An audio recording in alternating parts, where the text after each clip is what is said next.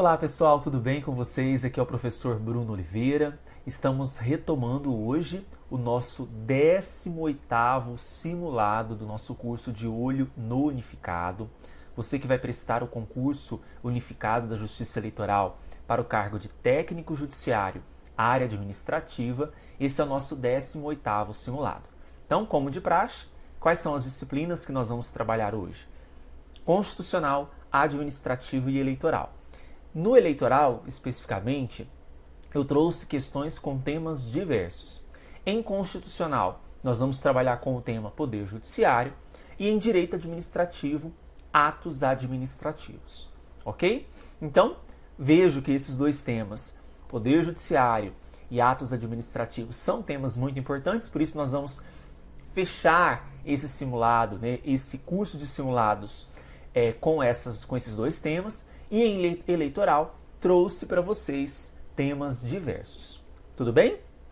Outro ponto. Se você não me segue no Instagram, me siga lá, @professorbrunoeleitoral. Temos dicas diárias no Instagram e no Facebook. No Facebook é Cursos Bruno Oliveira.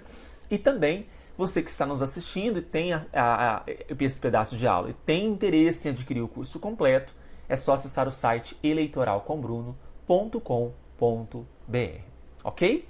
Vamos então ao a nossa primeira disciplina, que é Direito Constitucional, com o tema Poder Judiciário.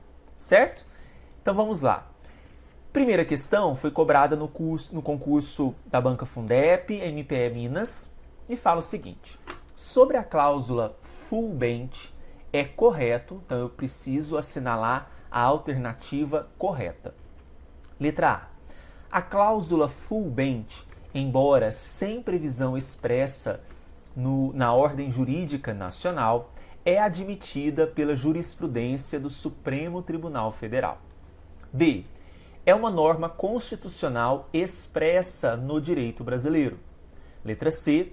Trata-se de um princípio hermenêutico constitucional especial em relação aos critérios ordinários de resolução das antinomias normativas, como os critérios hierárquico, cronológico e da especialidade. Letra D. Não tem previsão na ordem jurídica nacional e os posicionamentos doutrinários favoráveis não foram agasalhados pela jurisprudência recente do Supremo Tribunal Federal. Bom, o que nós estamos falando aqui, pessoal? O que é essa cláusula full bench que está sendo mencionada na questão?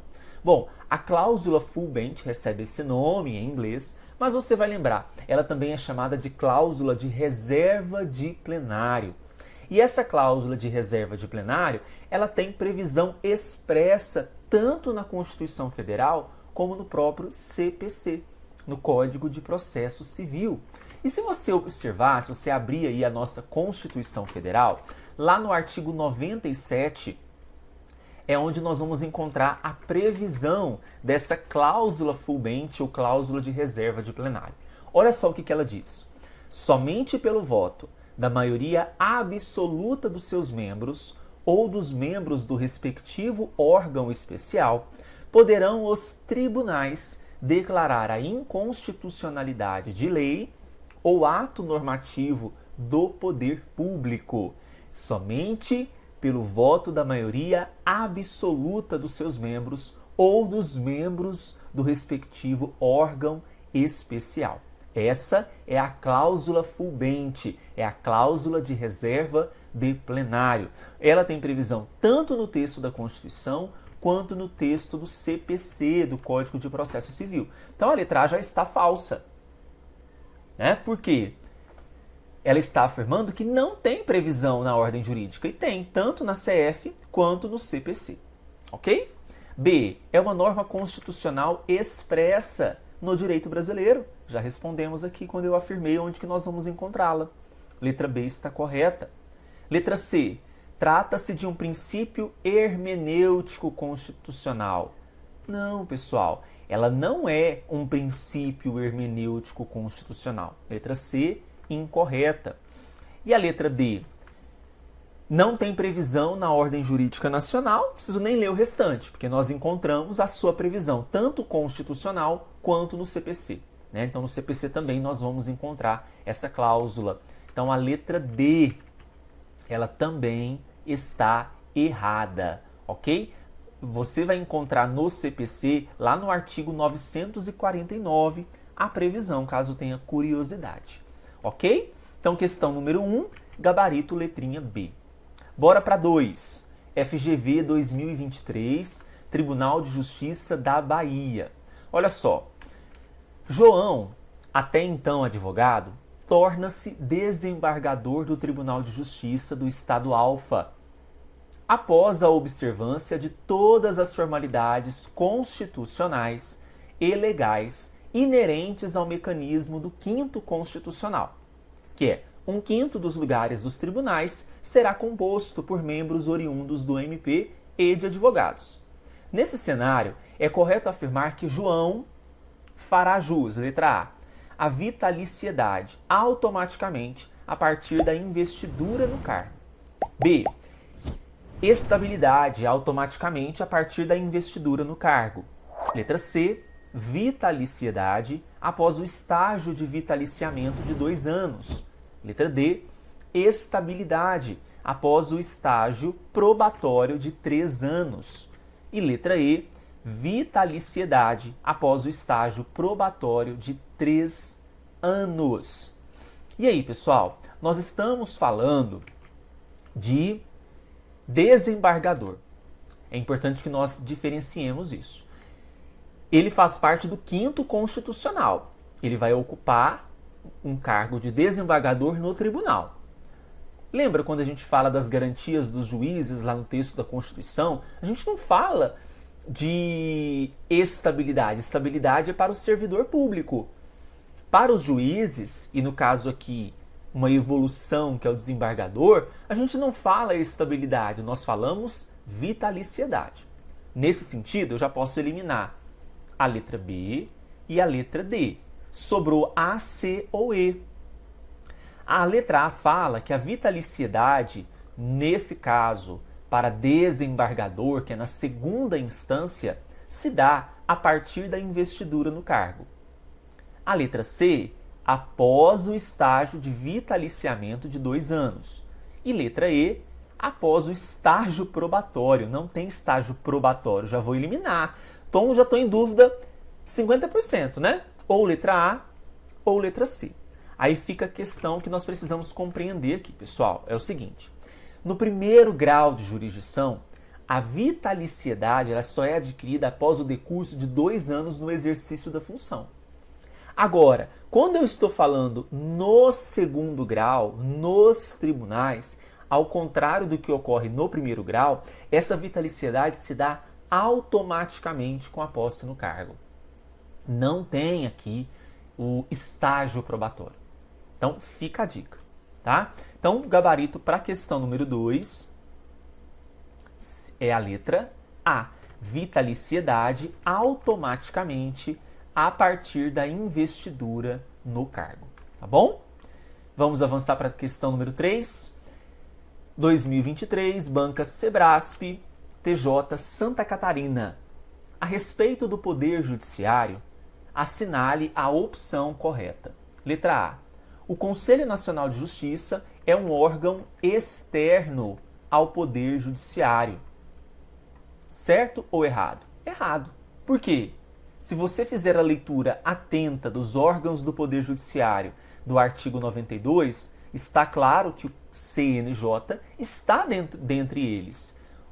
O CNJ não é um órgão externo ao Judiciário.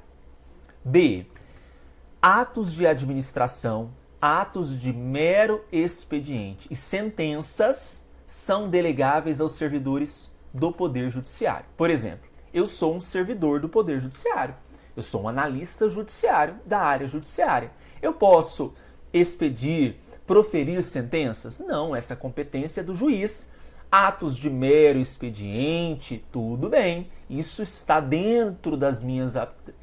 pode ser dentro das minhas atribuições. O artigo 93, inciso 14, diz que os servidores receberão delegação para a prática de atos de administração e atos de mero expediente. Agora fica a dica. sem caráter decisório. A sentença, ela tem caráter decisório. Desde que seja uma sentença que resolva o mérito ou não, é uma decisão. Então, eu não posso proferir sentenças, letra B, errada, artigo 93 do texto constitucional, inciso 14. Letra C. Viola a cláusula de reserva do plenário, que é a full bench, né, que nós vimos na questão 1, a decisão de órgão fracionário de tribunal, que, embora não declare expressamente a inconstitucionalidade de lei ou ato normativo do poder público, afasta sua incidência no todo ou em parte. E aí, viola, pessoal, a cláusula de reserva, essa decisão de órgão fracionário, que não declara, né, inconstitucionalidade, mas afasta sua incidência? Sim, certo. A letra C está correta. Viola o que nós chamamos de cláusula full bench. Ok? Deixa eu pegar o marca-texto aqui. E o gabarito vai ser a letra C. Mas vamos ver as demais. Os juízes adquirem vitaliciedade após 3 anos de efetivo exercício. Aqui na primeira instância, vitaliciedade não é 3 anos, 2 anos. 3 anos é estabilidade. No meu caso, no seu caso, com certeza. Então a letra D está errada. Vitaliciedade, 2 anos. Letra E. Aos juízes é vedado exercer, ainda que em disponibilidade, qualquer outro cargo ou função. Não, pessoal. Olha só, os juízes têm algumas garantias, né? Uma dessas garantias no caso, nós falamos da própria vitaliciedade, mas a gente tem que ressaltar o seguinte. Quando eu falo de garantias, eu também tenho vedações aos juízes. Uma delas é exercer, como diz a letra E, ainda que em disponibilidade, outro cargo ou função, salvo uma de magistério. Ser professor no exercício desta função, né, como juiz, é possível, está garantido no texto constitucional, ok? Então, letra E, incorreta. Então, gabarito já havíamos assinalado que será a letrinha C. Questão 4, agora certo ou errado. Compete ao STF processar e julgar o mandado de injunção, que é um remédio constitucional, né? Quando a elaboração de uma norma regulamentadora for atribuição de órgão, de entidade ou de autoridade federal da administração direta ou indireta. Essa competência não cabe ao STF. Essa competência é do STJ, tá? Então, quando nós estivermos diante de mandado de injunção, pessoal, envolvendo órgão, entidade ou autoridade federal da administração direta ou indireta, cabe ao STJ e não ao STF. Artigo 105 do texto constitucional, inciso 1º, a linha H. Então, questão 4, incorreta. Tá bom? Questão número 5. De uma decisão judicial que contrariar a súmula vinculante, caberá reclamação ao STF, que, julgando-a procedente, cassará a decisão judicial reclamada e determinará que outra decisão seja proferida, com ou sem a aplicação da súmula, conforme o caso. Aqui não está na Constituição essa questão, mas